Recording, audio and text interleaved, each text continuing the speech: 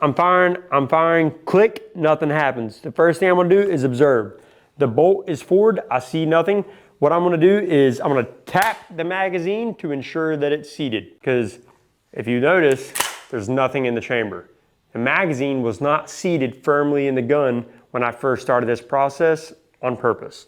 Now, I'm gonna release the charging handle and allow the spring in the buffer to do its job. I'll let go of it. I'm not going to ensure that a round went in the chamber. I assume that it happened correctly because I trained at this standard. So again, I tap, I racked, and now I get back on the target. The whole time my gun was on fire, but it was also pointed in a safe direction. And now I sight in, I attempt to fire, click, bang, the round likely would have went off. So tap, rack, bang is attempting to fire. Now, let's say there would have been a round in the chamber, just like there is, I'm assuming right now. There's a round in the chamber, send that charging handle forward, and just like Bobby said, to ensure that it's in battery, I'm gonna use my forward assist.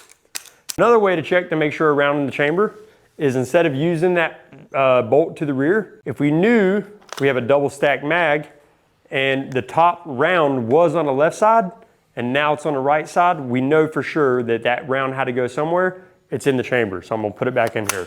Gun won't go on safety because I've got a round in the chamber and I pulled the trigger, right? So let's imagine now, I fired, click, nothing happens. I'm gonna still tap the magazine and I'm gonna rack the slide or the charger. Now, if that round was a light strike, meaning the primer did not ignite, so it could not ignite the powder in the cartridge case, it doesn't matter, it's gone, forget about it.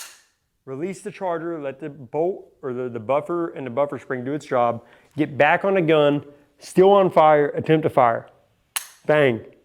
So tap, rack, bang. And no matter if your mag was unseated or you had a bad round in the chamber, immediate action would have resolved that malfunction. Now, let's take a second and think about this picture again, this double feed. We got a round stuck in the chamber, we got a round trying to enter the chamber at the same time. It's the DP of AR-15, if you know what I mean, right? Tap, rack, bang is not going to do anything but make this problem worse. So what we're going to do, click, nothing happens, I'm gonna observe. I'm gonna see this double feed of sorts and I'm gonna go, that's not great. What I'm gonna attempt to do is put the weapon on fire. It's probably not gonna go there, that's okay. I attempted to, that means I'm thinking about safety. That also means that I'm gonna keep it pointed in a safe direction. At this point, I'm probably going to put the gun in my armpit, i.e. my workspace. And from here, I'm gonna attempt to remove the magazine. If this round is halfway in the mag and halfway in the chamber, it's not going to be easy to pull out. So I'm gonna keep it gripped in my tricep and my bicep against my chest. I'm gonna rip the magazine out. If I need to, I'm gonna throw it. If I can, I'm gonna stow it in my dump pouch, right?